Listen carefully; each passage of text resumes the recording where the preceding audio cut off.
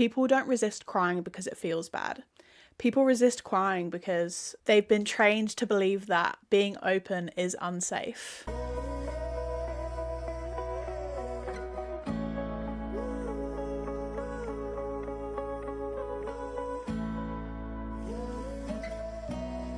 Hello everyone, welcome back to your regularly scheduled self-reflection. I am Tash and this is Things We Say in Therapy, Snack Size Deep Dives. Snack Size Deep Dives is a series I'm doing on the Things We Say in Therapy podcast where we do a mini little deep dive into different mental health related topics for some psychology, some self-reflection and some self-compassion. So today we're diving into a question that most of us never really ask out loud. Why is it our automatic response to apologise when we start to cry? Why do we assume that it's not okay for us to cry, and why do we automatically resist it? But more importantly, what does this resistance to crying actually say about us? This episode is short, direct, and uncomfortable on purpose, so let's get into it. So what is this automatic reflex to shut down the tears? The brutal truth and the reality is that people don't resist crying because it feels bad. People resist crying because they've been trained to believe that being open is unsafe. As adults, we love to imagine that our emotional wiring is developed and that we're rational adults who can take control of our emotions and be logical and realistic. But our emotional wiring, it's built in from our childhoods. Things we were told in childhood, like crying is weakness, crying makes you a problem, or that crying gets you punished, ignored, or embarrassed. Those rules that you internalize as a child, they don't just automatically disappear when you become an adult. They become automated and they become our reflexes. So now when your eyes start to sting and tear up, or you get that tightness in your throat just when you're about to start crying, your brain slams on the brakes. Not because you are in danger, but because your nervous system believes that you are. The first question to ask yourself when you're reflecting on this is, when did I first learn that tears come with consequences? So there is a physiological basis to crying. Crying is a regulation behaviour for our nervous systems. It's how the nervous system releases internal pressure, and it's a signal that something emotional is buried deep within us that needs to come out. But here is the darker psychological insight behind that. The reason we resist crying is because crying actually forces us to feel the thing that we are suppressing and the thing that we've spent up energy trying to avoid. It forces us to admit that there is something wrong. So actually, instead of focusing on the crying itself, we need to be focusing on the feeling beneath the crying. This could be you're scared, you're disappointed, you're grieving, you feel out of control. It could be that something's hurting more than you want to admit. Even happy tears reveal a deeper meaning about something. So a good question to ask yourself when you're self-reflecting on this is, what emotion is sitting beneath the tears, or what emotion is causing this crying that I don't want to admit exists? Next time you notice yourself resisting that urge to cry, think about what you're really trying to avoid. A lot of people won't want to answer this honestly, but try anyway. Another reason we resist the urge to cry automatically is because our body resists to change. Crying threatens the identity that you've built around your pain. Because if you cry, you have to admit that something's wrong.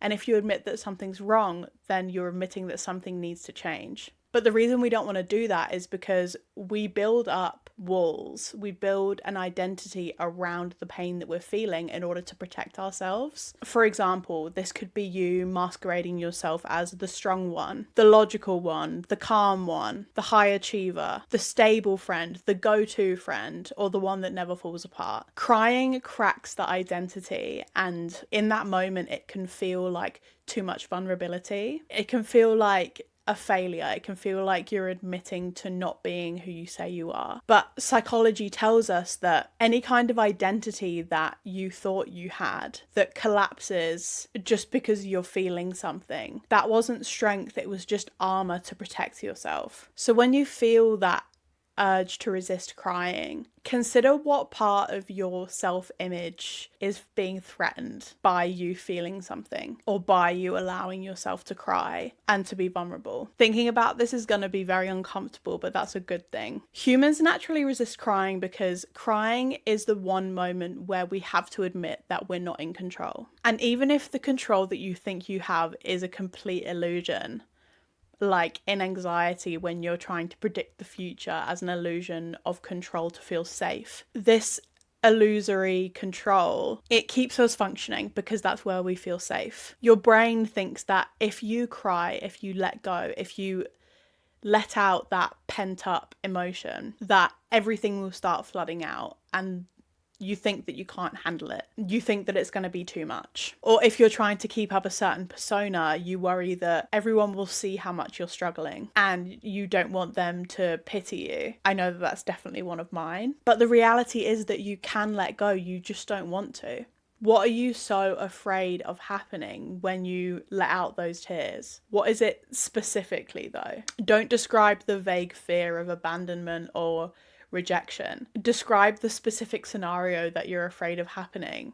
Most people imagine being overwhelmed or judged, right? But name exactly what you fear happening, because when you say it out loud, you actually consider what you're fearing. It's a lot easier for you to then call it out as illogical. It's old wiring. It's things that you've been taught in your past, in your childhood. It is not your current reality. So let's address social conditioning quickly. Many cultures reward emotional suppression, right? Especially parents with younger children, because it gives parents control over them. Some genders are punished for crying, both men and women. If you're a man and you cry, you're weak. If you're a woman and you cry, you're erratic, you're too emotional. Some families have a culture of treating emotions like an inconvenience, and a lot of workplaces treat vulnerability like incompetence and burnout like laziness. But here is the hard reality. No one benefits from your suppressed emotions apart from the people who suppress their own emotions, and also the people who benefit from you abandoning yourself. You've learnt to resist crying not because it's weak, but because you've grown up surrounded by people who couldn't handle honesty with themselves or with you. Ask yourself, whose approval were you trying to earn by holding everything in? The answer to this usually reveals a lot. And getting to that root cause can really help with dealing with the reasons why you suppress your emotions now. So to come to sort of a conclusion here, we don't resist crying or feeling our emotions because of the emotion or the crying itself.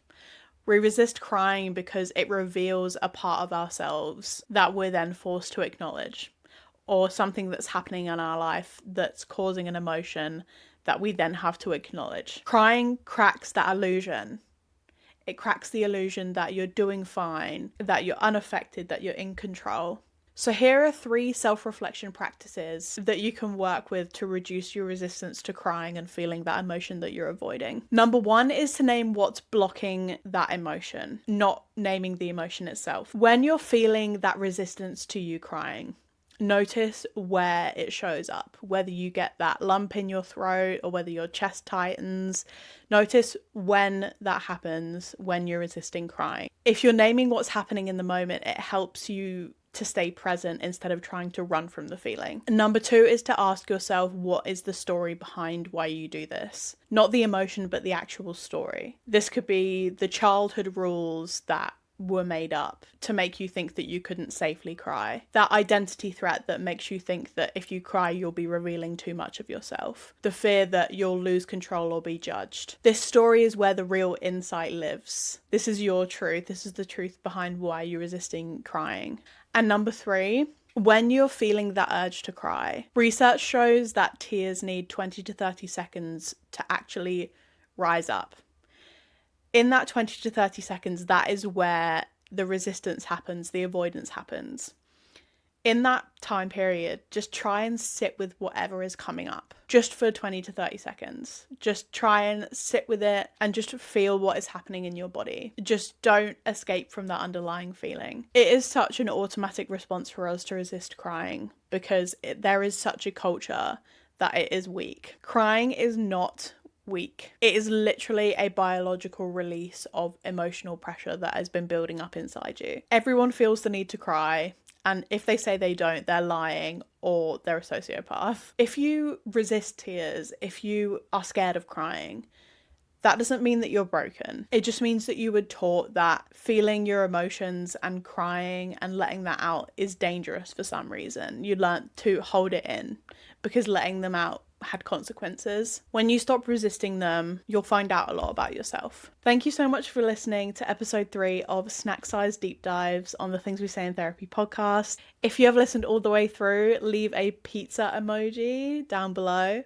And don't forget to go and check me out on my socials. I'm on Instagram and TikTok. The links will be in the description of the episode. If you have any suggestions for topics you want me to talk about in these mini deep dives, I am all ears. You can email me or you can comment on the videos. If this episode hits something real for you, sit with it. Don't run from it. As always, be kind to yourself and be kind to others. I'll see you again. Bye.